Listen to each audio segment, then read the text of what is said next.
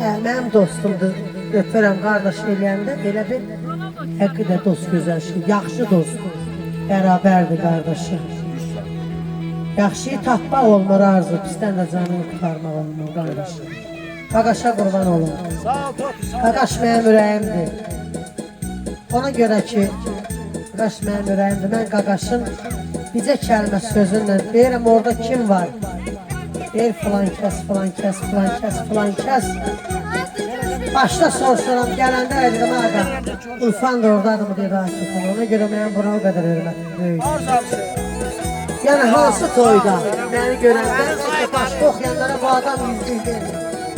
Yenə deyirəm, hamınıza qurban olur, hamınız mənim ürəyim, sağlıq olsun, sən sağlıq olsun, sağlıq olsun.